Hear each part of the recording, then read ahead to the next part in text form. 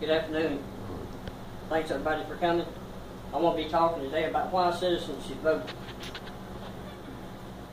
Take for instance, you're downtown, walking in the store, you come upon an elected official that you know is in office. And you remember that his actions caused a law or a measure to get passed and you don't agree with it. You approach the individual and you ask him, why did you do this? This elected official looks at you and he poses a question to you. Well, did you vote in the last election? You look at him and you say no. Well, he looks at you and said, well, since you did not have a voice in voting, you have no right to question me on what I do in my elected capacity.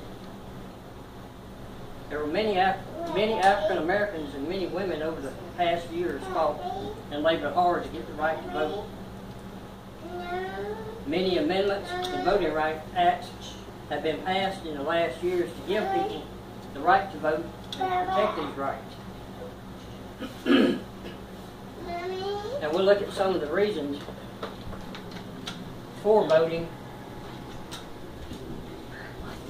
Over the years and in the present time, many changes have been made to our laws, measures, by elected officials and by officials that were appointed to positions by the elected officials. Now, who is responsible for these elected officials to be in office for these changes to be made? The people responsible are us, the voters. The simple fact of the matter is, if every individual does not vote and exercise their right to vote, changes that we either agree with or we do not agree with will continue to be made, and there's nothing that we can do about it to change that. We're going to take a look at a little history on voting. When the country was first founded, there was only certain individuals who had the right to vote. In the early years, only white males had that right to vote. That changed in 1870 with the passage of the 15th Amendment to the Constitution, which gave the African Americans the right to vote. Years down the road, there was not another amendment passed for a voting right until 1920, when the 19th Amendment was passed, which gave women the right to vote.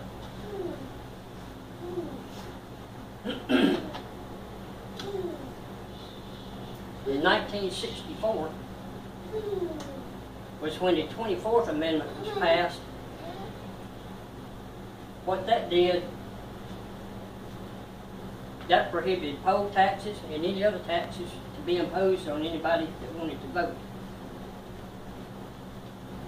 In 1965, the Voting Rights Act of 1965 was passed. What that did, that banned many southern states and other areas of the country from imposing voting taxes on individuals. And there were several other small voting rights acts passed after 1965 up until the Voting Act Right of 1982 was passed, which extended the Voting Right Act of 1965 for 25 years. All these amendments and acts I gathered from an article titled Voting Rights Legislation, authored by C.N. Allison, and it was published in the Salem Press Encyclopedia. And I'm going to talk a little bit about changes that we can make. If each individual exercises their right to vote, and hopefully we get the elected officials in that we want, and they do what they need to do and the right thing, changes can be made to repeal some of the laws that have been changed and also pass measures and laws that we approve of. Many good things can come to our city, counties, and state, and our communities just by everybody exercising their right to vote for the individuals that they want. Even changes within the federal government can be good for the people if the people will exercise the right to vote. According to the website www.safetyandjustice.org, some of the top reasons to vote were: voting is a way to speak your mind, your voice is heard. One voice, one vote really counts. Our children depend on us to represent their voice too. Voting changes communities. Vote to affect change. Voting is a way of honoring our history. Voting gives you credibility.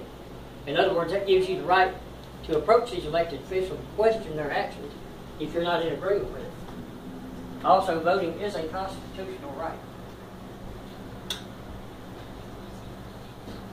According to the website www.brainstatistics.com, these were the voter statistics as of July 2015 for the last presidential election. The total number of Americans eligible to vote was 206,072,000. The total number of Americans registered to vote was 146,311,000. The total number of Americans voting in the 2012 presidential election was 131,144,000. The percentage of Americans that voted in that election was 64%. Minnesota had the highest voter turnout with 75%, and Utah had the lowest voter turnout with 53.1%. Imagine what would have happened if we would have had 100% Americans voting in that election. There could have been a big change. In conclusion, if you're not registered to vote, go register. If you are, exercise that right and go vote in the elections August